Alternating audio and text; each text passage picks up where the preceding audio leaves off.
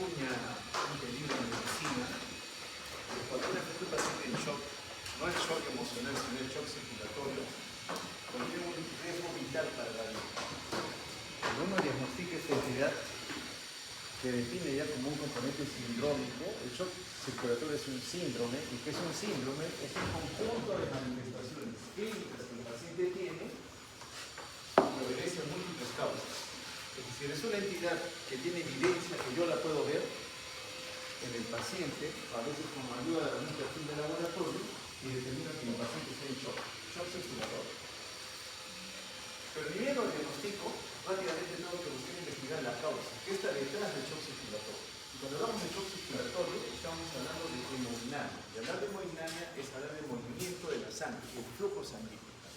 Y para que haya flujo, para que haya movimiento, tiene que haber una fuerza impulsora. ¿Okay? Tiene que haber alguien que ayude a mover la sangre con el fin de distribuirla por todos los órganos de la economía y hacer que eso reciban lo que comentábamos en algún momento, sustratos energéticos, sustratos para poder producir energía. Y los dos sustratos que hemos ya resumido que desde siempre son glucosa y oxígeno. ¿Okay? Entonces, el shock circulatorio, cuando uno escucha esta entidad, inmediatamente la suele asociar a un hallazgo. ¿Qué hallazgo? Cuando digo, el paciente está en shock circulatorio, ¿usted qué piensa en ese momento? ¿Qué es lo que tiene o qué hallazgo debe tener ese paciente para que yo diga está en shock circulatorio? La perfusión. Pero ¿cómo se da usted cuenta que la perfusión está comprometida? Disminución de la presión arterial. Sí, es cierto. Muchos pacientes hipotensos están en este momento ya teniendo la condición de shock circulatorio. Pero el shock circulatorio es un desorden evolutivo. Vale decir, no todo paciente inicia shock circulatorio con hipotensión. El shock circulatorio tiene en algún momento un factor que induce su aparición, compromete la perfusión, y en algún momento mi economía, mi cuerpo, mi organismo sense y valora que algo está comprometiendo la perfusión y establece una respuesta compensadora. Por tanto, no hay hipotensión, pero estoy en shock. En algún momento, esa respuesta compensadora que está tratando de mantener la perfusión es sobrepasada. Porque mi respuesta ante el estrés es temporal. Yo la puedo todavía mantener por algún tiempo, minutos, horas, días, algunas veces. Mantengo todavía estabilidad, pero a costa de un desgaste celular. ¿Ok? Entonces, en algún momento ese paciente que todavía está normotenso, ahora sí va a comenzar a presentar una hipotensión arterial. ¿Qué quiere decir? Que la hipotensión arterial es un hallazgo tardío. ¿Ok? Tardío. A mí me gustaría encontrar un paciente en shock circulatorio cuando recién está empezando el proceso. ¿Por qué? Porque me da tiempo a trabajar. Es una célula que no está tan maltratada. ¿Ok? Pero si ya está en shock con hipotensión, es una célula que ya está en sumo estrés, ya está agotada celularmente hablando, metabólicamente hablando. Entonces, me va a ser más difícil recuperar un paciente que está hipotenso que aquel que todavía no está hipotenso. Significa entonces que yo tendría que tener algún sistema de detección que me indique este paciente ya está en shock. ¿Ok? Peor aún, cuando el shock circulatorio progresa con hipotensión arterial y la célula ya no recibe los sustratos energéticos para producir energía que la mantengan viva o que mantenga su función celular, esta, al primer lugar, busca todavía sobrevivir. Ya no cumplir una tarea, solamente sobrevivir. Entonces, lo poco de energía que tiene, que el cuerpo va a tratar de extraer. ¿De dónde dijimos cuál es el órgano que ofrece esos sustratos energéticos cuando falta? ¿De dónde sacamos? Del músculo. Con eso utilizamos aminoácidos para generar gluconeogénesis a nivel hepático. Esa poca glucosa que se comienza a ofertar, rápidamente se consume en el citoplasma y ahí queda. ¿Por qué? Porque no hay oxígeno. Porque recuerda que cuando hay perfusión, la sangre circula ofreciendo de sustratos glucosa y oxígeno. Pero tampoco tengo oxígeno. Significa que si bien es cierto, tengo uno de los sustratos, eso va a ayudar a que la célula produzca un poquito de ATP a nivel citoplasmático, pero no llega a entrar a la mitocondria. Porque esa mitocondria, sometida a ese estrés, hipoperfusión, va a generar la muerte celular. Va a generar la liberación de mediadores inflamatorios, la liberación de radicales libres, como lo vimos, que va a comenzar a desorganizar toda la maquinaria de organelas que la célula tiene. Por tanto, esas organelas comienzan a destruirse, se desintegran en el citoplasma y algunas de ellas con poder enzimático potente, lisosoma, peroxisoma, por ejemplo, los proteosomas, comienzan a degradar a la célula y se destruyen y mueren. Muere una, mueren 2, 3, 10, 100, 1000, ese órgano comienza a entrar en disfunción. Ya no hace su función. Entonces, ¿es peligroso mantener un paciente hipoperfundido? Sí, es peligroso. La contraparte, no todo paciente hipotenso es un shock. Nuestra compañera puede tener una presión de 60, no, un poquito más, 80-50, pero esa presión es baja. Pero ella mantiene sus actividades normales, no tiene ningún riesgo de enfermedad, sus actividades no conllevan mayor estrés. Por tanto, esa hipotensión arterial no causa perjuicio. ¿Qué quiere decir en otras palabras? Que el estado de hipoperfusión como tal tiene que ir amarrado a hallazgos que me digan que efectivamente hay un desequilibrio en la oferta de resultados energéticos a los servicios. ¿Qué evidenciar? Si no, no es un shock circulatorio. Hablar de shock circulatorio es hipoperfusión con hallazgos de un daño producto de esa hipoperfusión. Tenemos que encontrar. Muy bien, entonces vamos a tratar de simplificar por algunos pasitos en algún momento para poder ver cómo es que nos vamos a paciente. Esta es una paciente mujer que está reciente en algunas imágenes que ustedes tienen, me dice 60 años de edad. Mujer 60 años de edad. Para 60 años todavía esta persona debería tener una buena reserva fisiológica. ¿Sí? Su reserva fisiológica todavía debería ser buena. ¿Qué hallazgo en particular tiene nuestro paciente? Que fue hallada inconsciente en su casa. Entonces ya me están detallando quién la trae, qué es lo que ocurrido. ¿Por qué la trae? Porque en casa la encontramos inconsciente. ¿Y eso qué significa? ¿Qué aparato, órgano, sistema está siendo comprometido? Sistema nervioso central. Yo detecto, hay un aparato que ha sido afectado, sistema nervioso central. Inmediatamente en mi cabeza, ¿qué surge? O hay un daño que ha ocurrido acá, un sangrado, un tumor, una masa, algo que está comprometiendo el nivel de conciencia, porque es inconsciente. O dos, aquellos órganos que deberían garantizar que la perfusión cerebral se dé de forma normal, se ha visto comprometido. ¿Quién? Cardiocirculatorio. ¿Ok? Entonces, inmediatamente usted recibe un paciente inconsciente, piensa, o ha ocurrido algo agudo acá, una arteria se rompió espontáneamente, o ocurrió un infarto cerebral, se tapó una arteria, ya no hay estímulo que mantenga activa la corteza, el paciente perdió la conciencia, o aquel órgano que debería garantizar la perfusión ha sido dañado. ¿Estamos? Bien. Hasta ese momento pienso, sistema nervioso central comprometido. Al ingreso de la paciente, pareciera que ya logra despertar, porque en la casa estaba inconsciente. La traslado al hospital, ¿y qué me dicen cuando llega al hospital? El paciente está confuso,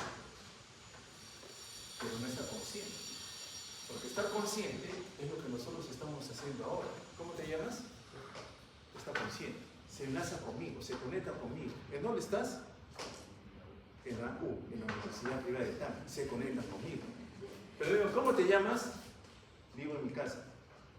¿De dónde vienes? Estoy en la universidad. Es decir, se conecta algo conmigo, pero sus respuestas no van con lo que yo estoy tratando de conectarme con él. Es decir, él no está consciente.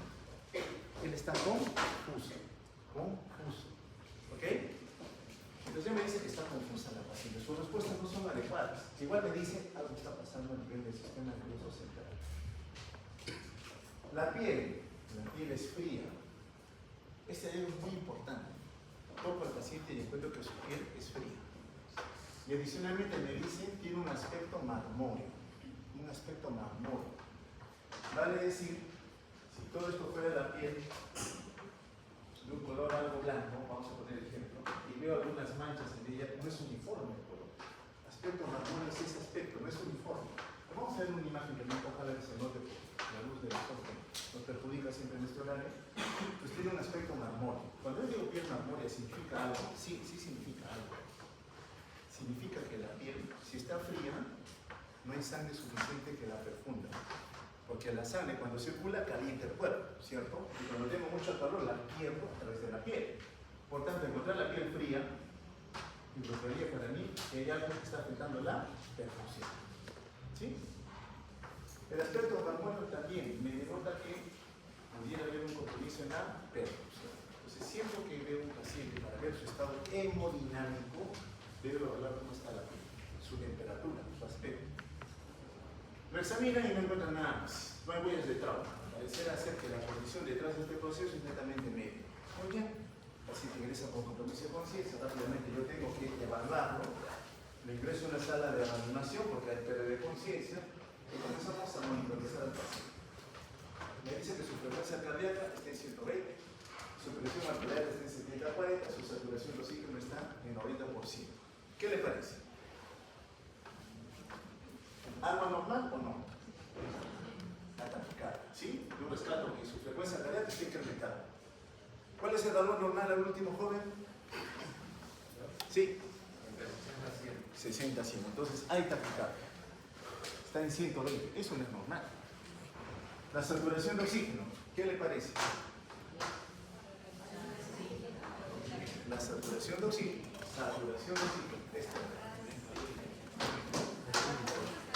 Esto está en el punto de quiebre que hemos comentado, a partir del cual una mayor disminución comprometería la oferta de ese segundo sustrato. No solamente glucosa, sino también oxígeno.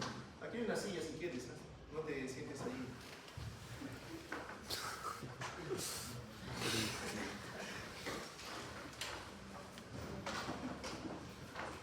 Entonces, la saturación está en el límite. Baja un punto más y estoy en zona de caída libre, ¿cierto? Se va a deteriorar más. ¿Qué significa esa saturación? Pero ¿qué órgano también estaría comprometido? ¿Quién debe garantizar la oxigenación en sangre? El pulmón. Entonces, no solamente el sistema nervioso, sino también el aparato respiratorio. Ya tengo dos órganos, aparatos o sistemas que están fallando, ¿cierto? Están fallando. Y ahora me dicen la presión arterial. ¿Qué le parece? Está disminuida. La presión arterial disminuida en ese paciente hipotenso.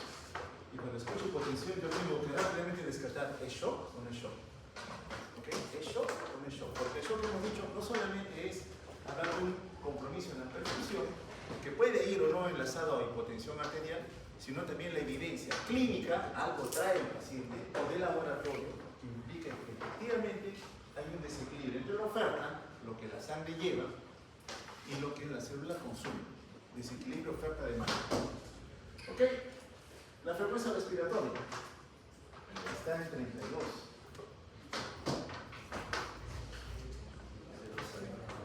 Está incrementada. Significa que el corazón de esta persona está latiendo más rápido y sus pulmones están ventilando más rápido. Hoy concluyo que la demanda del cuerpo, porque le sigue ofreciendo sustratos, ha aumentado. Tanto el corazón como el pulmón están intentando ofertar lo que se debe, pero están trabajando a un ritmo mayor al normal, ¿cierto? Evidentemente, este trabajo adicional está respirando más rápido, está latiendo más rápido. ¿Cuánto tiempo lo podrá sostener? Ustedes probablemente sí, son jóvenes, pero una persona de edad probablemente no pueda sostener por mucho tiempo un ritmo cardíaco acelerado ni tampoco una frecuencia respiratoria incrementada. En algún momento se van a agotar. Y cuando se agoten, van a ocurrir otros trastornos más. Porque esta primera respuesta que yo veo aquí es lo que normalmente sucede cuando algo me agrede. Cuando algo me agrede, algo busca lesionarme o dañarme, sale un aparato de respuesta que se activa en forma automática. Y si es automática, no depende de mí, es involuntario. Entonces es un sistema nervioso autónomo. El sistema nervioso autónomo tiene tres ramas. La rama simpática, la rama parasimpática y el sistema nervioso entérico. Sacamos el entérico y nos quedamos con los dos primeros. Entre el simpático y el parasimpático, quien actúa ante situación de estrés, de peligro, es el simpático. El simpático te activa, ¿ok? Te activa, te prepara para la lucha o te prepara para dormir, ¿ok? Si yo me enfrento a un peligro, yo tengo que ya, estando ante el peligro, no me queda otra, enfrentarme a él o huir de él. Pero para ambos escenarios, ¿qué necesito? Energía. Necesito energía. Necesito el corazón que se contraiga con mayor fuerza. Necesito un corazón que lata más rápido. Necesito los pulmones que ventilen más rápido, que la vía aérea esté despejada. Necesito que mi hígado libere glucosa, porque necesito para que mis músculos se preparen para luchar o se preparen para correr. ¿Ok? Esto es el simpático. Eso lo hemos heredado ancestralmente. Por tanto, cualquier peligro que nosotros tengamos, hemos visto injurias, tóxicas, por deprivación nutricional, infecciones, entre otras, activa simpático. De una u otra manera, él sale a defenderlo. Y trata de mantener la perfusión hasta donde se le permite. Pero en algún momento, ese simpático ya no va a poder, se va a agotar. ¿Ok? Y cuando se agota, ya noto cambios clínicos, evidentes en el paciente. Entonces, usted me da una respuesta y intenta contestar un desorden. Este es otro paciente que cuando ingresa viene en peores condiciones y noto esta presión arterial, 40-13. 40-13 de presión arterial, y está vivo. Quién sabe moribundo, quién sabe ya partiendo. Porque yo tengo dos dolores en 40 sistólica y 13 de diastólica. Sin saber cómo está el paciente, yo ya puedo concluir que algunos desórdenes pueden estar inmersos en él. ¿Cuál es la presión de perfusión coronaria? Mínima, que permite que el corazón tenga todavía la tasa suficiente de oxígeno y de fisiología.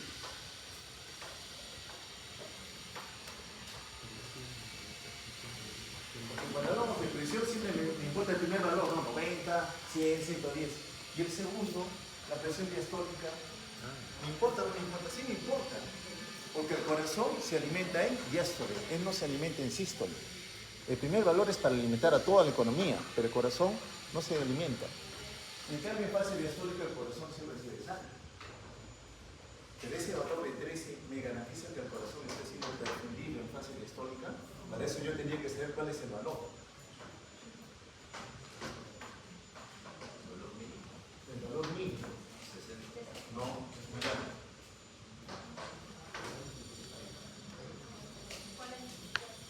30 a 40 mililitros de mercurio.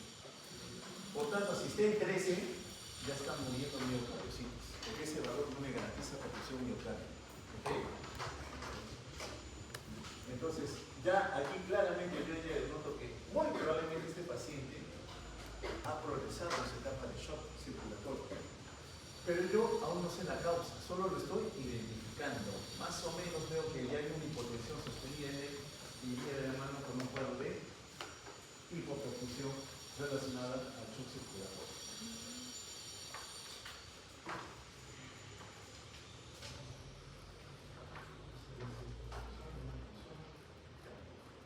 Bueno, los dos pacientes entonces evidentemente tienen sospecha de tener un shock circulatorio. Y cuando entra un shock circulatorio, algunas veces, como ustedes comentaban, con hipotensión arterial, entran hipotensos. La primera medida que globalmente hacíamos nosotros, o sea, entra chocado 70-50, 80-60, 85-40, este hipotenso, la primera medida que la mayoría hacíamos hace 20 años atrás, era lo que hacía el señor Burns. A Smith le decía, abre la llave porque tengo que meterle fluido atrás. ¿Sí? Meterle fluido. Interpretando que ese shock era porque le faltaba volumen de sangre. Le faltaba volumen. El paciente estaba hipovolémico. Y a todos les damos shock, reto con fluidos. Pero tenemos que razonar. El shock circulatorio es un componente sindrómico que tiene varias causas. Y no todas se benefician del volumen. No todas responden con volumen. Vamos a analizar entonces cómo es que progresa el shock circulatorio. Es un síndrome, ya lo hemos dicho, ya es una entidad o un hallazgo que corresponde a un paciente que tiene ciertas características clínicas en donde el flujo de sangre, la perfusión, es insuficiente para satisfacer las demandas que las células del cuerpo requieren en el quehacer diario. Clínicamente, ¿qué notamos? Hipoperfusión. Pero la perfusión es esto, ¿no? Movimiento de la sangre. Un volumen de sangre que retorna al corazón, lado derecho, va a los pulmones, se oxigena, elimina dióxido de carbono, regresa al corazón del lado izquierdo y desde aquí se perfunde a toda la economía. Sangre en movimiento. ¿Okay? Sangre en movimiento. ¿Qué me está diciendo? Es una entidad en donde la perfusión, la cantidad de sangre que llega a irrigar a los tejidos, es insuficiente. Las células no están recibiendo lo que deberían recibir. Si no hay glucosa, no hay oxígeno, la célula intenta sobrevivir produciendo un poquito de energía, pero si el factor de estrés persiste, esas células van a morir indefectiblemente. Vale decir, al inicio la lesión puede ser todavía reversible, pero si progresa hasta varias horas, varios días, posiblemente no lo recupere y se torne mucho irreversible. ¿Ok? Ese es el estado de shock circulatorio. Retrocedemos un poquito a la parte fisiológica. La fisiología tiene que comandar sus conocimientos. La principal función del corazón es generar un gradiente. Yo soy corazón, ventrículo, y si voy a profundizar la economía, debo ser ventrículo izquierdo, ¿cierto? Soy ventrículo izquierdo, todos somos ventrículo izquierdo, todos ustedes ahora son volumen de sangre. Muy bien. Yo tengo que expulsar parte de este volumen de sangre por la válvula aórtica hacia la economía. Tengo que expulsar. Me contraigo y expulso. Tengo que generar un gradiente. Mayor presión dentro de esta cámara para que venza la resistencia primero de la válvula y luego de la aorta para que la sangre salga expulsada, ¿cierto? La formamos en fase eyectiva, gradiente que son. Es la principal función del corazón. Ustedes, ventrículo izquierdo, han recibido un volumen de sangre. El ventrículo izquierdo se ha llenado y ahora viene la etapa de estimulación de la contracción para que la sangre migre a otro compartimiento del lecho vascular, en este caso arterial. Muy bien, entonces la función de la bomba es generar un gradiente que permita movilizar la sangre. Ahora bien, esa cantidad de sangre que yo oferto a la economía va en relación a la demanda. En estado de reposo en este momento nosotros cumplimos la fisiología, ¿cierto? Pero si por alguna razón estuviéramos haciendo ejercicio, mi demanda va a incrementarse. Por tanto, mi corazón, a la par que su actividad física aumenta, también él tiene que aumentar su actividad para garantizar esa oferta continua. Entonces, se tiene que acomodar a las necesidades metabólicas, ¿ok? Eso en el ámbito fisiológico, normal, sin enfermedad. Hablar de perfusión es hablar de esta manera de que es el gasto cardíaco. ¿Cuántos litros el volumen de sangre que movilizamos en la de qué? En un minuto. Y eso corresponde a alrededor de 5 a 6 litros por minuto. Es mi gasto cardíaco normal. Pero cualquier aumento en el metabolismo celular, ustedes células, ahora ya no son ventrículos, son células y están hiperactivas, tasa metabólica incrementada, ¿qué va a hacer? El corazón tiene que ofrecerles más, porque el gasto cardíaco, si aumenta su actividad celular, también tiene que incrementarse. Vale decir, si algo las está agrediendo, ustedes por defenderse aumenta su tasa metabólica, el corazón percibe esa señal de alerta, quiero más, él les va a tener que ofrecer más. Pero ¿qué pasaría si el corazón de esta persona años atrás sufrió un infarto? Otra vez regresamos, somos ventrículo izquierdo. Pero siendo el ventrículo izquierdo solamente dos paredes se mueven, las otras dos paredes no se mueven. ¿Voy a tener la misma fuerza contráctil? ¿Voy a poder tener la misma gradiente que me permita mover la sangre? No. Porque he perdido parte de mi fuerza motriz, porque tengo una secuela. Significa entonces, si mi reserva fisiológica lo permite, voy a poder sostener esa demanda incremental. Pero si mi reserva ya está dañada, ya está perjudicada, la he perdido, no voy a ser capaz. Rápidamente voy a claudicar, rápidamente voy a hacerme sintomático. Importa mucho entonces cuando yo evalúo a un paciente recuperar sus antecedentes. Si tiene o no algún daño previo a algún órgano orgánico. ¿En quién regula entonces esa respuesta automática y en forma inconsciente se da cuando por alguna razón la célula quiere que le ofrezcan más sustratos energéticos?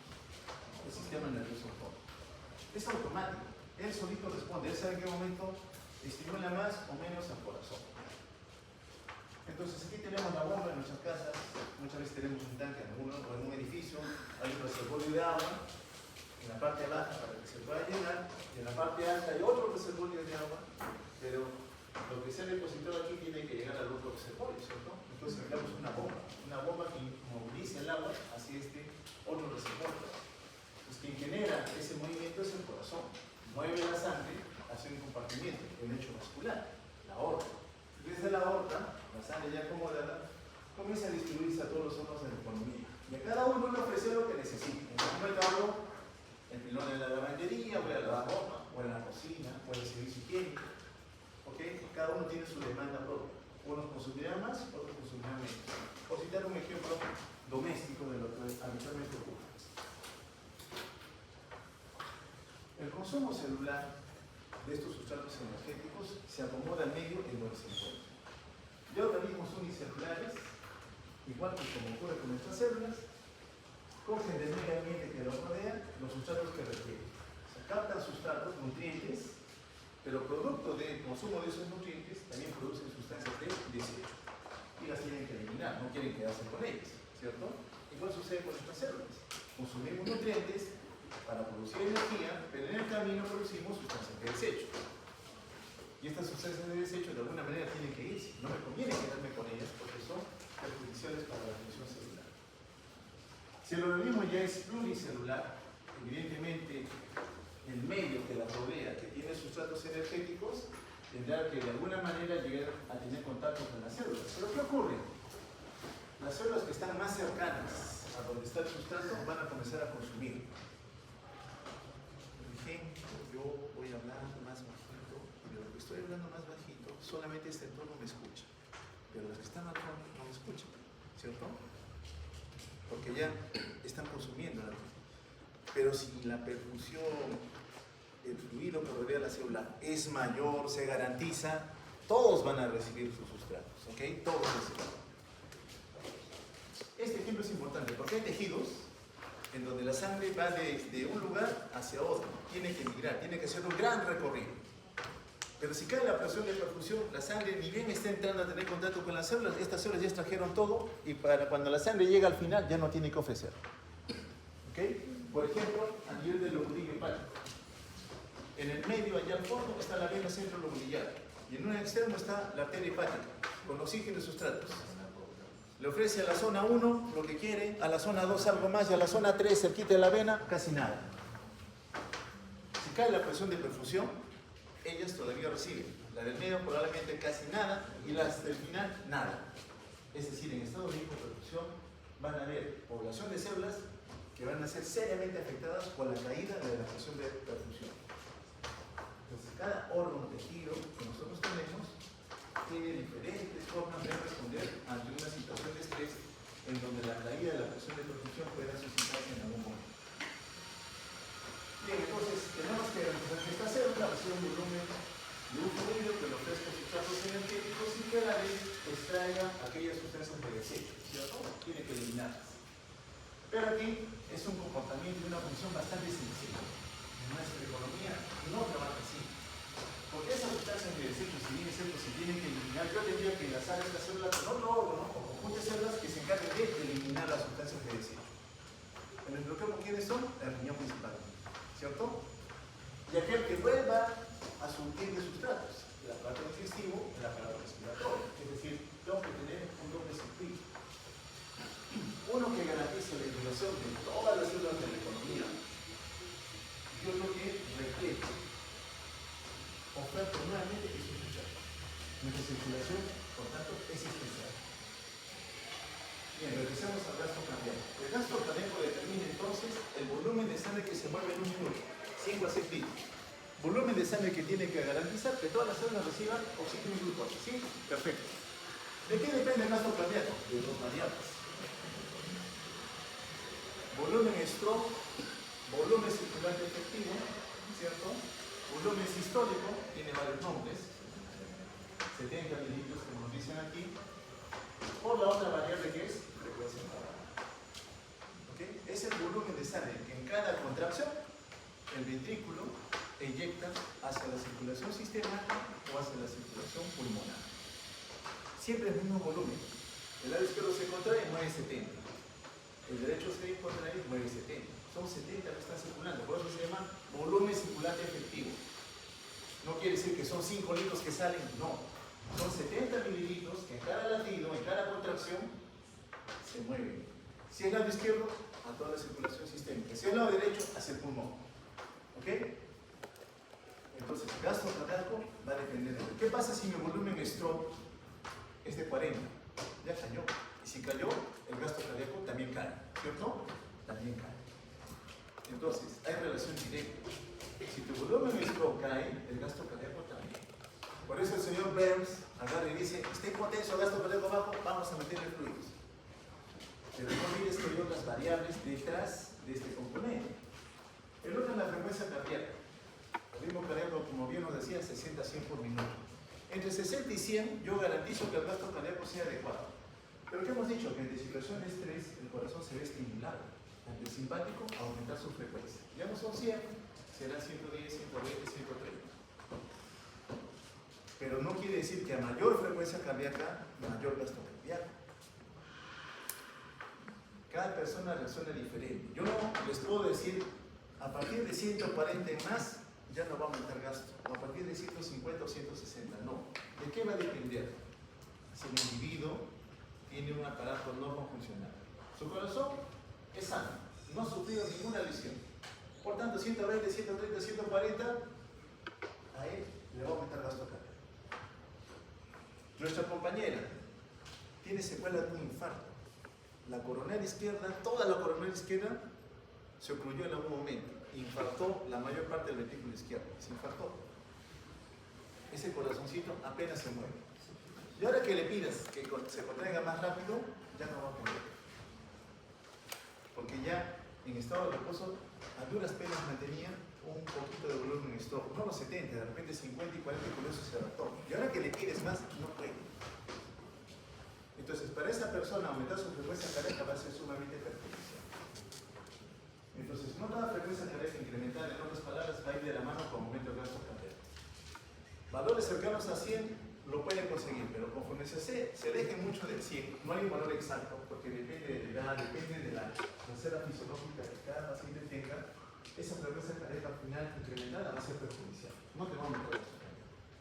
¿Por qué?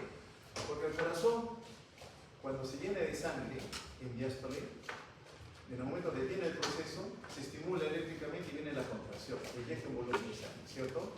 Entonces se llena, se llena, se llena, eyecta, se llena, eyecta. Y ahora está latiendo más rápido. Entonces, como está latiendo más rápido, y bien se está llenando de sangre, no ha llegado a llenarse completamente de sangre, ya viene la orden que vuelve a contraerse. Es decir, expulsé 70 mililitros, ¿con cuánto me queda? Porque no expulso toda la sangre, más o menos con 50 mililitros, correcto. Quiere decir que el volumen de fin de diástole, es de 120 a 140. Ustedes son ventrículo izquierdo, igual que el derecho. Cuando ustedes se están llenando de sangre, y termina la diástole, terminó la diástole, la válvula auriculoventricular se cierra, el volumen que está aquí adentro es de 120 a 140 mililitros. Muy bien, son 120. Usted se contrae el ventrículo izquierdo y expulsa ¿cuánto? 70. ¿Pero con cuánto se queda? 120 menos 70, 50. Es decir, el ventrículo cuando se contrae no expulsa toda la sangre, se queda con un volumen. Como fue al final de la sístole, a ese volumen yo le llamo volumen de fin de sístole. Ahora se abren las válvulas sangre, vuelve a recibir sangre hasta que se cierra, terminó la diástole, eso se llama volumen de fin de diástole. ¿Ok? Entonces, al final de la diástole, ¿cuánto tengo? 120. Se contrae, expulsa un volumen de sangre, fin de la sístole, ¿cuánto tengo? 50 minutos. ¿Ok? Pero ahora estás latiendo muy rápido. Deberías llenarte, estabas con 50, ¿cierto? Deberías llenarte hasta 120, pero estás ya en 70, 80, 90 y viene la orden, tienes que contraer. Pucha, me contraigo y ya me expulso 70, expulso 60, 50, 40. Es decir, mucha taquicardia limita el llenado y limita el volumen que expulsas. Al final, menos volumen es todo, el gasto cardíaco en lugar de aumentar, disminuye. Quiero que confirme eso. La taquicardia sí va a favorecer al inicio con un aumento que aumenta el gasto cardíaco, pero mucha frecuencia cardíaca no conviene. No va a ser así. Muy bien, entonces gasto cardíaco depende de dos variables, frecuencia cardíaca por volumen y stroke. Acá está nuestro gasto cardíaco, frecuencia cardíaca por volumen y stroke. ¿La frecuencia cardíaca de quién depende? De la inervación autónoma. Inervación autónoma. También del sistema endocrino, sí, pero el jefe dominante para determinar cuál es el ritmo de descarga de la frecuencia cardíaca es el sistema nervioso autónomo. Uno que acelera, simpático, y otro que frena, parasimpático. ¿Ok? Entonces, el simpático aumenta frecuencia, el parasimpático baja frecuencia cardíaca. El sistema nervioso autónomo gobierna. Él se impone.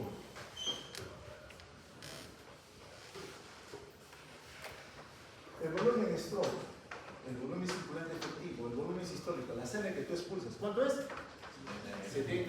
se olviden, chicos, 70 mililitros. 70 mililitros. Grábenselo porque ustedes no estudian fisiología. Son 70 mililitros. Los 70 mililitros hemos dicho que es el volumen de fin de diástole. ¿Cuánto es? 120, 140, 120. Menos el volumen de fin de sístole. Entonces 70, me quedo con 50. ¿Ok?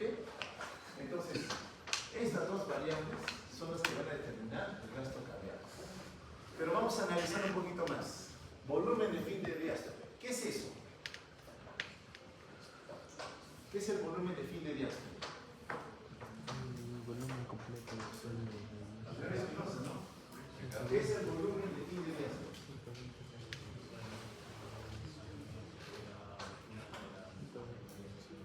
¿De dónde vino?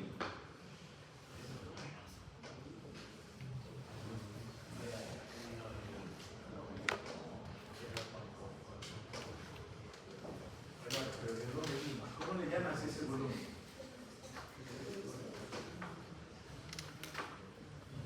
Ustedes son ventrículo izquierdo o ventrículo derecho y viene un volumen de sangre a llenar esta cavidad.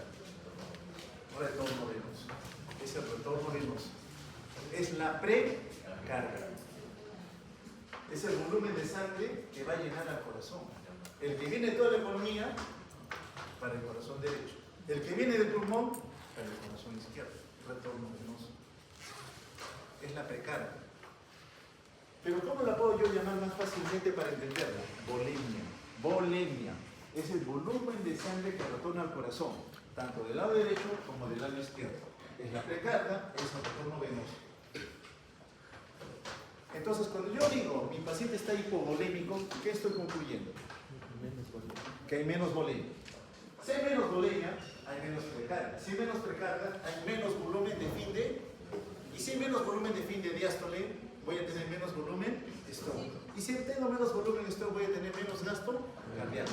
Y si tengo menos cardíaco, voy a tener menos presión arterial. Porque presión arterial es igual a gasto cardíaco por resistencia vascular periférica. ¿Eso lo saben por? ¿Ok? Entonces, si tu paciente está hipovolémico, tienes menos precarga, menos retorno venoso, menos volemia. Ejemplos. Mi paciente está vomitando. Vomita, 1 o 2 litros de agua, o diarrea, profusa, hace 18, 20 cámaras, está con cólera. Está perdiendo agua, está perdiendo plasma. La sangre tiene dos componentes, plasma y elementos formes. 50-50 casi, ha perdido 50%. Menos volemia, menos precarga, menos retorno venoso.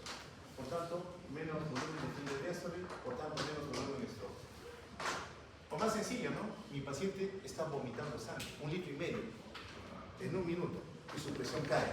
¿Por qué cayó la presión? Porque perdió sangre. Pero dímelo fisiopatológicamente hablando, porque perdió volemia, porque ha perdido precarga. ¿Ok? Entonces, ¿cuál es tu solución? Restablece la precarga, porque está chocado porque ha perdido volemia. Entonces, tu solución fisiopatológica es repongo lo que he perdido. Ahí sí el señor Benz podría tener algo de razón a meterle agua al lecho vascular, porque va a aumentar la precarga, va a aumentar algo la precarga. Pero estamos diciendo que no toda situación de shock circulatorio va asociada a volemia, no todos son por hipovolemia. Hay condiciones donde la volemia es normal y tu paciente está en shock. ¿Ok? Muy bien, volumen de fin de diástole menos volumen de fin de sístole. Aquí lo vamos a entender más rápidamente. El corazón y los pulmones reciben sangre desde el lado derecho. Recuerden que el lado derecho recibe una volemia, ¿no? La precarga del ventrículo derecho y le inyecta hacia los pulmones. Y de los pulmones va hacia el lado izquierdo, corazón izquierdo, para rellenar el lecho arterial y permitir que haya flujo, que haya perfusión, que haya irrigación. Pero en todo escenario siempre tiene que haber gradiente. El lado derecho trabaja con una carga. Yo, ventrículo derecho, tengo que mandar mi sangre al pulmón. Pero la presión del ventrículo derecho es más baja que la presión que genera el ventrículo izquierdo, porque la resistencia de la arteria pulmonar es más baja que la resistencia de la arteria aorta. Hay diferencias, ¿cierto? ¿Sí? Fisiología, ¿se sigue, cierto? Sí. Entonces, el propio lado arterial tiene que vencer su propia resistencia, su propia carga de trabajo. Lo que llega al corazón es la sangre que regresa, retorna a la boleta. Pero la carga que tengo que vencer ahora para inyectar el volumen de sangre se conoce como postcarga. Entonces somos ventrículo izquierdo, somos volumen de sangre ahora, y quiero sacar o inyectar un volumen de sangre de economía. Pero ¿qué pasa si allá la presión arterial de ese paciente está en 200 sobre 130? Está muy alto. Mi postcarga, yo me he llenado bien, pero ahora mi trabajo es vencer esa postcarga. Voy a tener que hacer más esfuerzo, más fuerza para vencer esa resistencia. ¿Ok? Entonces me tengo que acomodar al tipo de postcarga que en algún momento pueda tener. ¿Qué pasa si mi paciente está en shock porque la postcarga está incrementada? ¿Qué tienes que hacer? Baja la postcarga. Si está chocado es porque la postcarga está muy alta. Por ejemplo, tenemos que de alguna manera darle una solución. Entonces, este escenario incluye la rama simpática y parasimpática. Muy bien, entonces, la unidad corazón-pulmón trabaja siempre en sincronía. Cuando uno enferma, el otro cae. Si el corazón enferma, yo, ventrículo izquierdo, no puedo inyectar un volumen de sangre. No puedo inyectar, soy incapaz, no puedo. Y el pulmón me sigue mandando sangre, pero yo ya no tengo cómo recepcionar. ¿Qué pasa con la sangre? Se estanca en el pulmón. Y aumenta una de las fuerzas del estado, la presión y el estado. Y la sangre fuga al intersticio y luego se mete los alveolos. Hace falla respiratoria. Es decir, yo corazón sin fallo voy a afectar al pulmón. Y si el pulmón falla, ¿qué va a ocurrir? Hipoxemia. Y si un oxígeno mío que necesito, porque él siempre está en movimiento y para moverse necesita ATP y para producir ATP necesita oxígeno y ya no lo tiene, isquemia miocardia. Es decir, uno, si se mete, afecta al orden indefectiblemente, en más o en menos. Están enlazados. Bueno, vemos los factores ya resumidos para que lo entendamos. Gasto cardíaco, ¿de qué depende? De dos variables. ¿Cuáles son?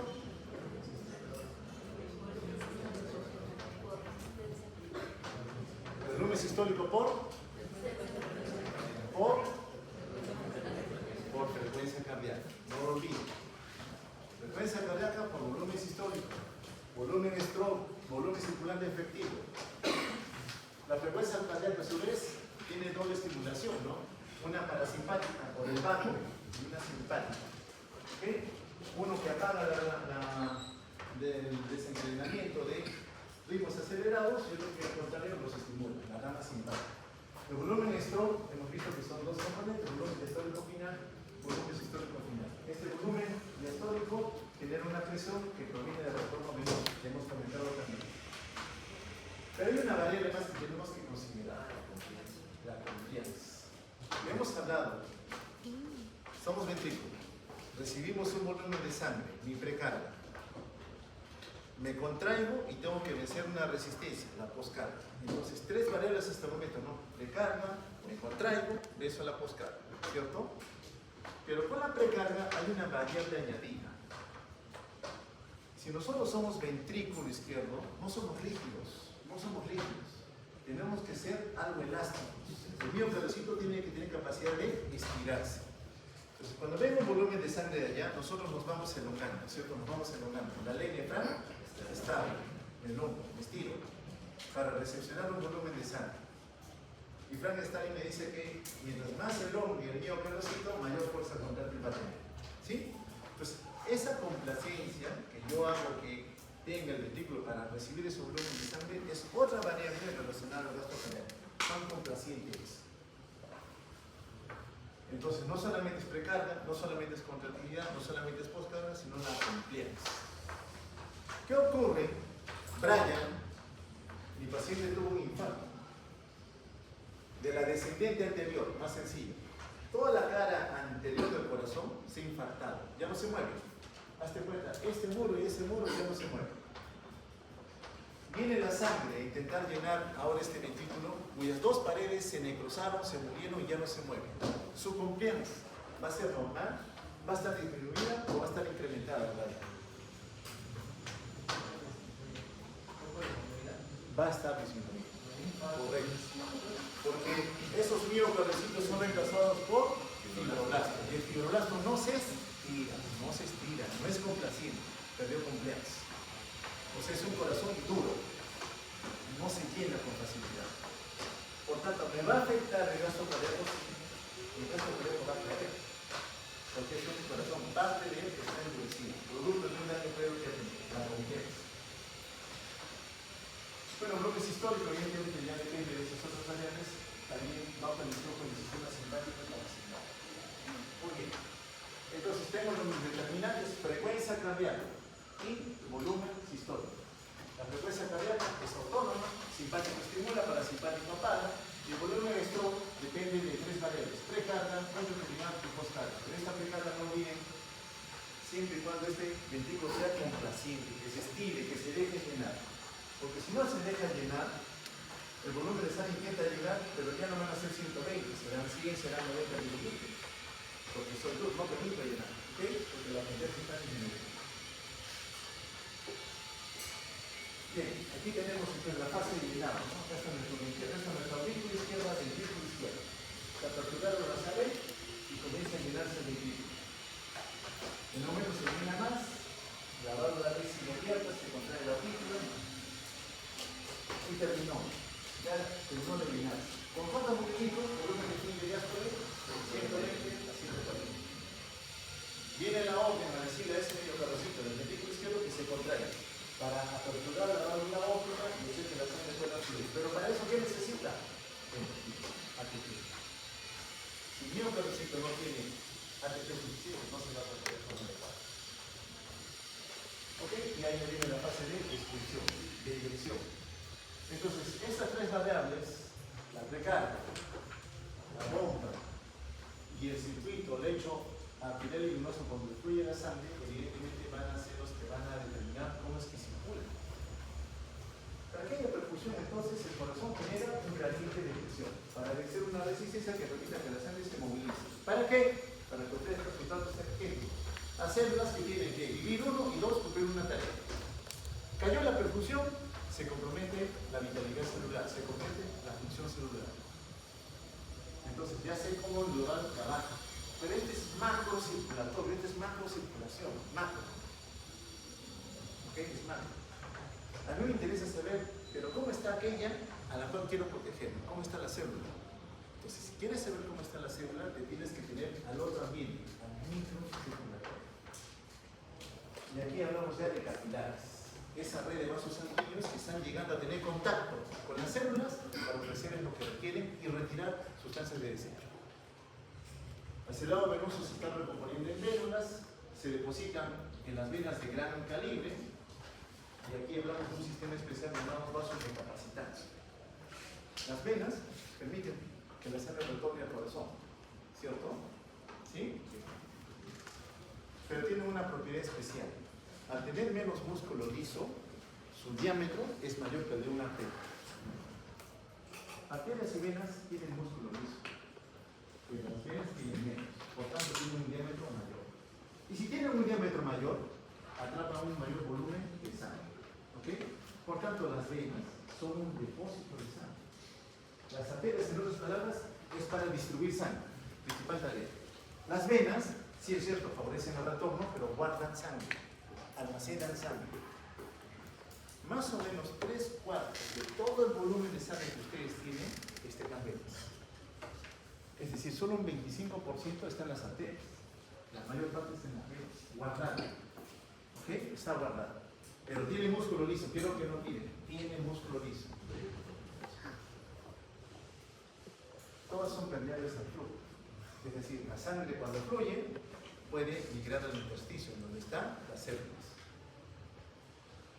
Aquí encontramos una arteria y una vena, tienen las mismas capas, la íntima, la media y la vena. Tienen lo mismo, solo que la arteria tiene mayor cantidad de músculo liso en relación a las venas, pero tienen lo mismo, solo la cantidad cambia. Aquí tenemos una arteria, aquí tenemos una vena. ¿Ven la diferencia en el diámetro? Esa es una vena, esta es una arteria. Por tanto, las venas son vasos de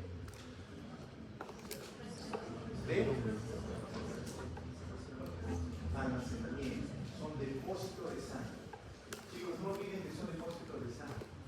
Es un depósito de sangre. Y van a ver por qué es importante. Cuando ustedes vean pacientes hipotensos, van a usar a las venas para ver si el paciente responde o no responde. Tienen que entender ese proceso. Entonces, desde el lado izquierdo la sangre se distribuye hasta vasos de pequeño calibre a nivel de los capilares, donde vemos todavía la presencia de células endoteliales. Lógicamente, esas tienen que tapizar toda la parte interna del lecho vascular, pero también vamos a ver presencia de músculo liso. Entonces, aquí vemos la distribución del volumen sanguíneo. Desde que se distribuye, llega a las células mismas redes capilares hasta que se recompone a nivel del circuito venoso y finalmente llega al pulmón. ¿Cómo ocurre esa distribución? La sangre en el lado arterial más o menos representa el 20%. En el lado venoso, desde la que está a nivel sistémico y la que está a nivel pulmonar, 75%. ¿Ok? Entonces, las venas son almacenes de sangre, son depósitos, reservorios de sangre y tienen músculo liso igual que las arterias. Cuando la sangre sale del ventrículo izquierdo, sale a toda velocidad. Pero ni bien comienza ya la aorta a ramificarse, a emitir ramas, el radio comienza a disminuir y la velocidad comienza a caer. ¿Ok? Ni bien la sangre sale del ventrículo izquierdo, sale a toda velocidad. La velocidad a la que sale es a 40 cilindros por segundo. Sale con todo. Pero conforme se aleja del ventrículo izquierdo y llega a las células mismas 9 capilares, su velocidad cae a 1/10 de centímetro por segundo. Es más lento. El área de la aorta es de alrededor de 4 centímetros cuadrados. El área de todas las redes capilares es de 6.000 centímetros cuadrados, porque ha habido muchas ramificaciones en el camino. Una vez que ya perfundió las células, se recompone hacia el lado venoso las vénulas y venas que nosotros conocemos. Las dos venas cavas, combinadas, si combináramos los dos, tienen un área de 14 centímetros cuadrados. Pero note que la velocidad lenta del capilar se acelera otra vez hacia el lado venoso, pero no equipara a la que viene por el lado del ventrículo izquierdo. Recuerda que el ventrículo izquierdo se contrae con mayor fuerza, con mayor poder de lo que hace el ventrículo derecho. ¿El objetivo cuál es? Verificar la producción del ventrículo. Quiero con la producción. Identificando a cada célula, estas son las cañerías más grandes, pero aquí encuentro las redes capilares. Aquellas que van a tener en contacto con las células mismas. Noten que hacia el lado arterial, estos capilares, arteriola entonces, tienen músculo liso. Entonces, cada vez que el vaso tiene músculo liso, es capaz de contraerse. ¿Okay? Cada vez que el vaso todavía expresa músculo liso, es capaz de contraerse o de dilatarse. ¿Quién favorece la contracción? ¿Qué elemento favorece la contracción del músculo en general? ¿Qué ion? ¿Qué mineral? El calcio. El calcio. El calcio, entonces, que se incrementa a nivel del citoplasma celular, favorece la contracción. ¿Ok? Favorece la contracción. Si se contrae, entonces, la sangre no ingresa a estas redes capilares. Si se contrae la arteriola, no hay flujo. Esto se ve privado. Entonces, las células localmente en un tejido pueden determinar si hay o no hay perfusión. Ellas pueden definir, gracias a la estimulación del músculo liso vascular, si se contrae o se relaja. Si se contrae, menos sangre fluye. Si se relaja, más sangre está fluyendo. Aquí lo podemos ver mejor. De la circulación pulmonar, la sangre se está oxigenando, ¿cierto? Primero, entra al pulmón porque quiero capturar oxígeno y eliminar dióxido de carbono. Sustancia de desecho que una célula viva produjo. Porque cuando esta célula recibe oxígeno y glucosa, produce energía y me da una sustancia de desecho, CO2. Llego al corazón derecho, me meto al pulmón, elimino el dióxido de carbono, pero aprovecho para capturar oxígeno. Ahora bien, desde el lado izquierdo la sangre fluye. En amarillo es el músculo liso. Miren la red capilar, es anterior y miren la por acá. Miren, cuando se contrae, vean el flujo. Si esto se relaja, se aperturan las compuertas, la sangre vuelve a fluir para alimentar al resto de capilares. Como está ocurriendo ahora, se ha vuelto a abrir y fluye la sangre. Vale decir, en cada tejido, los capilares pueden gobernar localmente si hay más o menos sangre fluyendo. ¿Okay? Ellas solitos pueden gobernar eso. ¿Son autónomas? Sí, pero siempre hay un jefe mayor. Es como Tama, tiene su gobierno regional. Queremos hacer muchas cosas, pero estamos limitados ¿por qué? Por el gobierno central. Si intentamos comenzamos a hacer algunas cosas, viene el gobierno central, implanta una norma que obstruye y limita lo que queríamos hacer, porque nos gobierna al final de cuentas. Pero localmente sí hacemos algunas cosas, es lo mismo. Estas localmente van a estar en algún momento en estado de contracción o en estado de relajación. Pero el jefe mayor puede también actuar. ¿Quién es el jefe mayor? El simpático. El simpático solo está observando. Lo deja hacer. Igual que Trump, ¿no? Está mirando de lejos, pero en un momento se impone. A la fuerza se impone, ¿no? Trata de imponer la guerra y nos afecta comercialmente a todos en el mundo. Es igual acá. Los países estamos haciendo algo y de repente viene el otro y trata de imponer su autoridad. Entonces, hacia el lado de los capilares, la capacidad de mantenerse relajado o contraído depende de qué mediadores en ese momento se están liberando. Un potente vasoconstrictor a nivel del capilar es una endorfina. Trabaja con calcio, el tromboxano, el factor de crecimiento de neuroplaquetas. Todas ellas aumentan calcio. Y si hay calcio, el vaso va a estar contraído. La contraparte. Ahorita hablamos de todos los simpáticos. Hay otras sustancias que depletan o disminuyen la cantidad de calcio. Óxido nítrico, acetilcolina, sustancia fea, tetera, dipirina, tomina, etcétera, etcétera. Algunos componentes asociados a bacterias por tanta infección también pueden favorecer que haya mayor cantidad de óxido nítrico. El óxido nítrico es un relajante del músculo liso, es un relajante, lo relaja, por tanto bajo resistencia vascular. Por tanto, todo lo que aumente el óxido nítrico puede relajar el vaso. Y si bajo resistencia vascular, bajo presión. ¿Sí? Bajo presión arterial. Porque si yo favorezco un estado vasodilatado, la presión arterial va a caer. Entonces, si cae la presión arterial, ese es un tipo de shock, ¿cierto? Pero en este caso, porque hay reducción del vaso, le llamamos shock vasodilatado. Cuando domina el estado de relajación del músculo liso. Bien. Entonces, la perfusión debe garantizar la oferta continua de sustratos energéticos para la vitalidad celular y mantener su función lógicamente. Dependemos de un aparato cardiocirculatorio y de un aparato respiratorio para mantener una oferta continua. El aparato respiratorio es la estación de carga.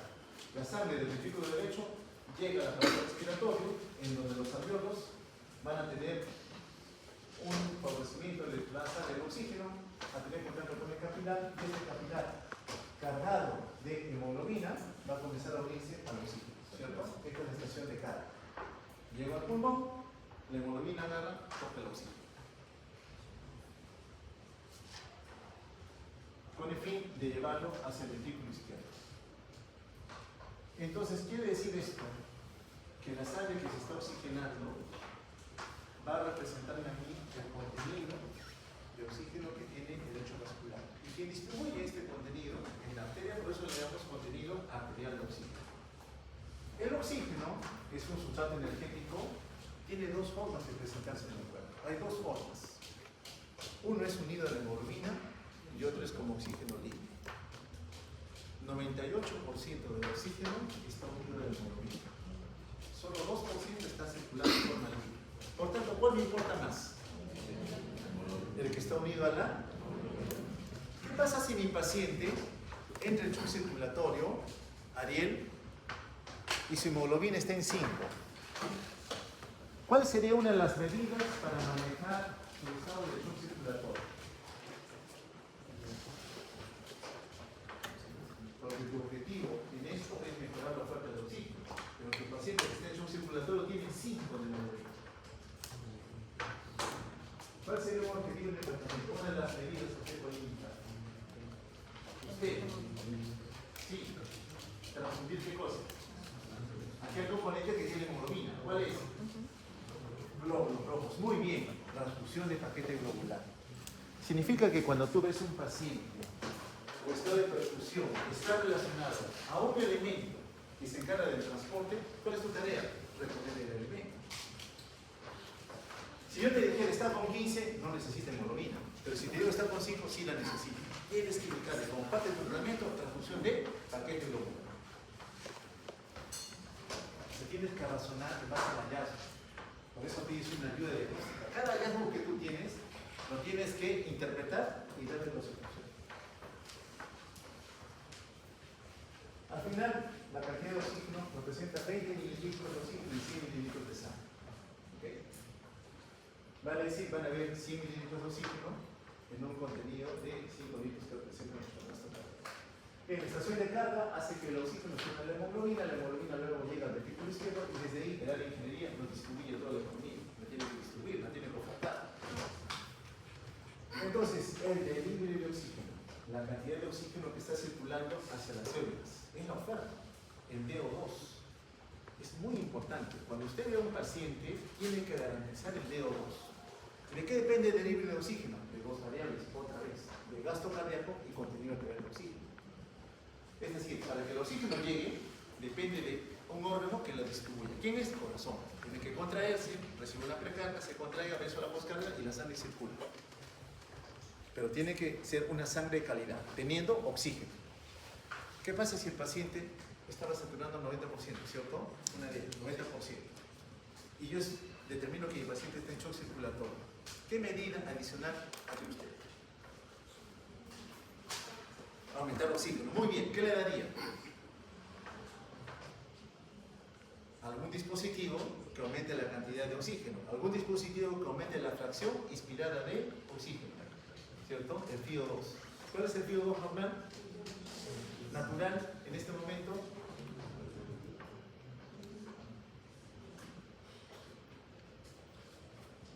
¿Cómo no? De todo el ambiente hay una mezcla de gases, ¿no? Mezcla de gases. 78% de los gases son nitrógeno. 20,9% es oxígeno. 0,03% es dióxido de carbono. Y el resto otros gases. El más abundante es el nitrógeno. Entonces, cuando hablamos de fracción de oxígeno, esa relación a unidad es 0,21. Mi fracción de oxígeno es 0,21. Entonces, mi tratamiento es darle oxígeno que aumente el 0,21 a más. 0,24, 0,28, 0,30, 0,50. Tengo que darle oxígeno. Muy bien razonado. Miren, en fisiopatología usted tiene que ver un trastorno y darle el manejo que el paciente requiere. Por allá muy bien, paquete globular, pero si el pulmón también no puede oxigenar, darle más oxígeno. ¿Ya? Mi pregunta es, tengo que tener mayor oxígeno en el lado arterial. Si la hemorroide es baja, le das transfusión de paquete globular. Si el pulmón ya estaba enfermo, tuvo una tuberculosis pulmonar, dañó medio pulmón, él no va a poder capturar todo el oxígeno. Entonces, ¿qué hace? Le doy más oxígeno, con el fin de garantizar que haya más oxígeno que se absorba. Y con esto más contenido arterial para que la sangre oferte a las células lo que necesita. ¿Qué pasa si este corazón está en falla? Tiene poca fuerza contráctil, tiene buena hemoglobina, tiene buen pulmón, pero lo que está fallando es esto, porque me están diciendo que el delivery depende del gasto cardíaco. Tendría que haber algún medicamento, alguna droga que mantenga su fuerza contráctil. Eso es darle un inotrópico, porque esta variable fisiológica se conoce como inotropismo. Aumentar la fuerza contráctil. Muy bien, entonces usted tiene que garantizar el equilibrio del oxígeno. Que la sangre oferte el oxígeno suficiente para que las células tengan lo necesario para su propia supervivencia y la tarea para la cual se han especializado. Entonces, cuando yo tengo un paciente en shock circulatorio, tengo que ver cómo está el pulmón, cómo está la hemoglobina y cómo está el corazón. Porque de ellos va a depender el equilibrio del oxígeno. Siempre tiene que ponerse shock circulatorio. Pulmón sana, tiene una placa. O escucha ruidos anormales, piense que hay algo en el pulmón. Igual la placa le va a ayudar. 12 hemoglobina, porque es el que va a transportar el oxígeno. Y evalúe la función de la bomba. Pero recuerde que no solamente es contractilidad, también tengo que evaluar la precarga, y también evaluar la postcarga, y también evaluar la confianza. ¿Y eso cómo lo voy a hacer? Cuando hagan clínica, ahora lo vamos a hacer con ecografía. Ahora tenemos ecografía para poder ver al corazón. ¿Se mueve bien o no se mueve bien? ¿Las venas están colapsadas o están distendidas? Yo puedo ver ahora el trabajo de esto, y ya no solamente en el ecografía, como habitualmente lo hacía. Bien, entonces la sangre se oxigena en los pulmones y llega al ventículo izquierdo. El ventículo izquierdo cierto? Recibe sangre ricamente oxigenada y la tiene que distribuir al cuerpo. Muy bien, sale la aorta y comienza a mandar ramas para alimentar a todos los órganos. Llega a las vísceras intestinales, ofrece casi 100%, 100 mililitros de mercurio y le devuelve 66. Llega a los riñones, le da casi 100 y el riñón le devuelve 92. O sea, por el lado arterial llegan 100 y le devuelve a su lado venoso 92. Llega al músculo, le ofrece 100 y le devuelve 72. Llega al corazón, le da casi 100 y al corazón le devuelve 37. ¿Cuál de estos órganos está consumiendo más oxígeno? El corazón. Él extrae más. Pero en promedio, le doy 100 y le devuelve casi 70, 75%. ¿Qué significa? Que llego yo con 100 y tú solamente extraes 25 a 30% de lo que yo te doy. Por tanto, hacia el lado venoso, la sangre no regresa sin oxígeno, sí regresa con oxígeno, pero regresa con alrededor del 70%. ¿Sí? Por el lado arterial entró con 100, por el lado venoso salgo con 75%. ¿Qué significa? Que la célula solamente está extrayendo lo que necesita. Extrae lo que necesita. Eso es lo normal. Por tanto, yo podría medir la sangre en el lado arterial, sí, le saco una muestra de sangre arterial y mido la cantidad de oxígeno, y le puedo también medir la sangre en el lado venoso. Cerca de la aurícula derecha puedo sacar una muestra de sangre y ver cuánto sangre oxigenada está regresando. Si por acá salieron 100, por acá me debería regresar 70, yo ahora veo que me regresan 80 o me regresan 90, ¿qué significa? Que las células del cuerpo, a pesar que yo le estoy ofertando, no están consumiendo. ¿Y por qué no consumen? Porque están muertas. Ya murieron. ¿Ok? Estoy llegando tarde. Me ofrezco 100 por acá y me regresan 50 por acá. ¿Qué quiere decir? ¿Que están consumiendo más o menos? Más. ¿Y qué significa eso? Que las células están...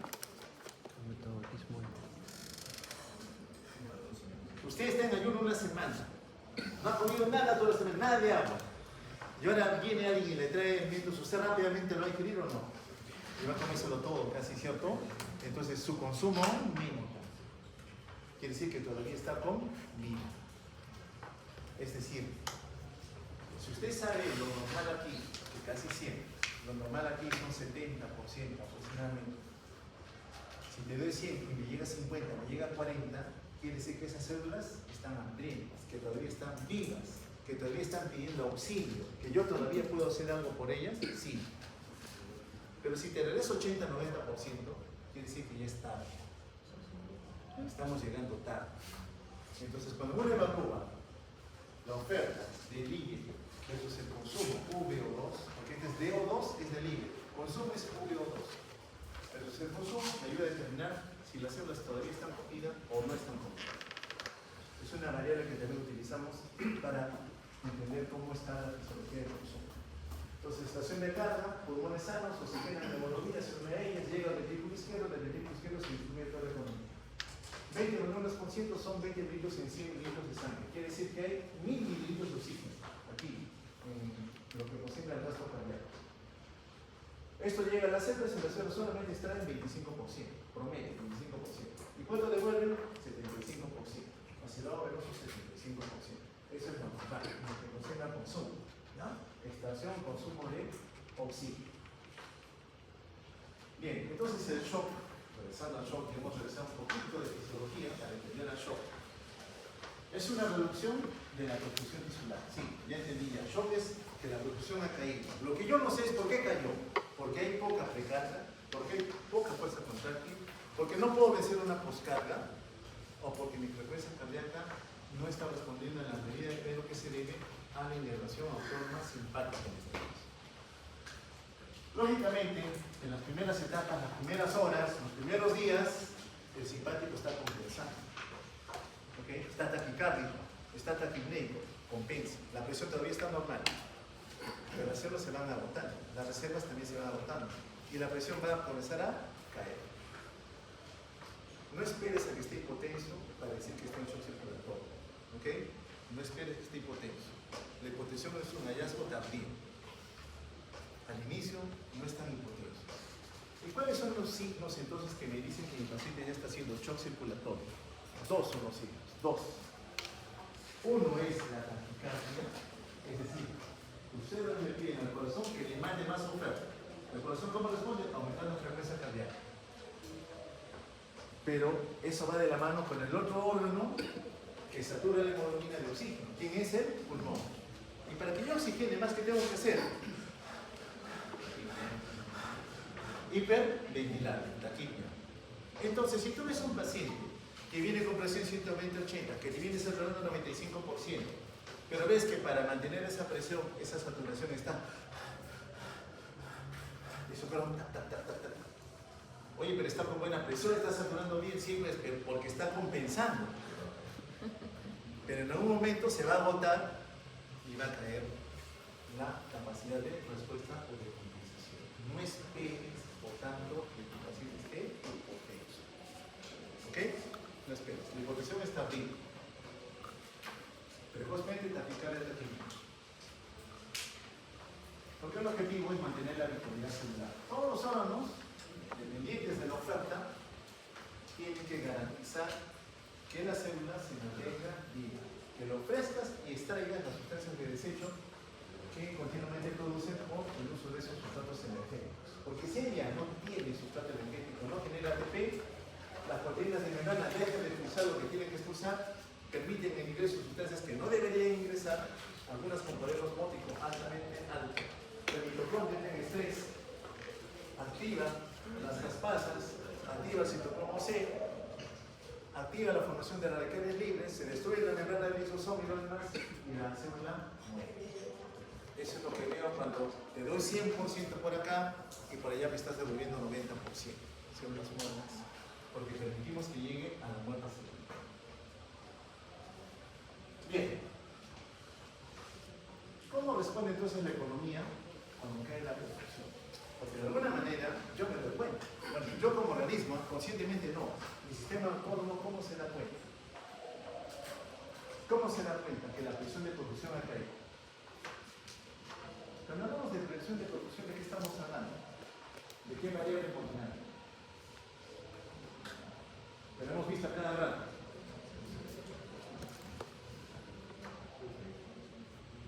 Presión de perfusión. ¿De quién depende? Que la sangre perfunda, que llegue a un lugar.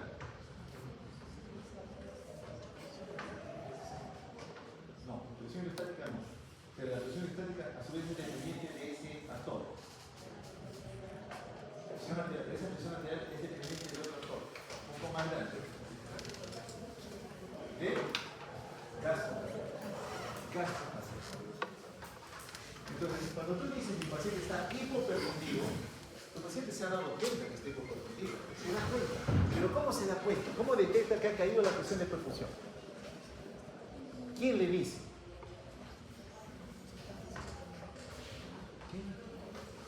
Los receptores, muy bien. ¿Qué receptores? Los receptores de presión, los varoreceptores. Tenemos varoreceptores de baja presión y de alta presión. Los de baja presión en este momento no me interesan, me interesan los de alta presión, los que garantizan perfusión en el lado arterial. ¿Ok?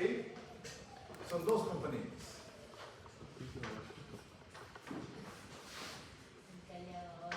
Uno el callado aórtico y el otro el nivel de la bifurcación carotídea, ¿cierto? Muy bien. ¿Cuáles son los sensores que encontramos allí? Son células.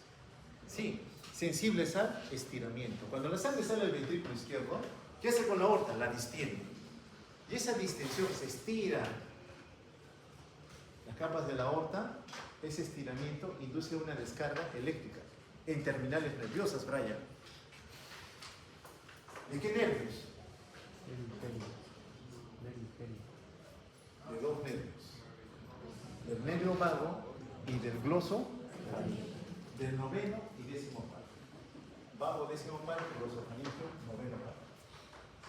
Estos dos nervios, cuando la presión cae, se activan y le avisan al tronco que ha caído la presión de perfusión. Y en el tronco nosotros tenemos dos centros de estimulación cardiocirculatoria. Uno que estimula y otro que inhibe. se ha caído la presión de perfusión, se activa el centro cardioestimulador. ¿Ok?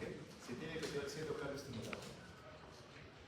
Y este centro se activó, pero tiene que activar a su vez a otros actores que respondan ante la caída de la presión de perfusión. ¿Cuáles son? ¿Quién sale a defenderte cuando cae la presión de perfusión? ¿Qué sistema? El simpático. Muy bien. Significa que cuando el tronco se da cuenta que ha caído la presión de perfusión, activa una respuesta simpática. Corriente abajo, activa respuesta simpática. La cadena simpática comienza a descargar la liberación de catecolaminas. ¿Ok? Es lo que es el simpático. Y corriente arriba, ¿con quién trabaja? Porque lo tiene que decir el sistema de velocidad también arriba lo que está pasando.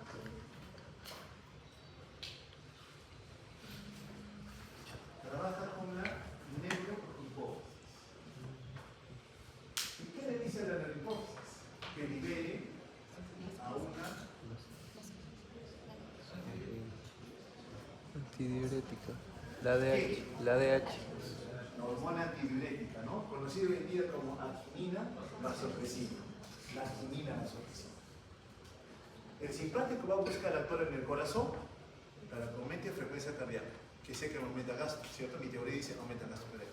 Va a hacer que el corazón se contraiga con mayor fuerza, aumenta la contractilidad, aumenta el gasto cardíaco. Las venas tienen músculo liso. El simpático hace que el músculo liso de las venas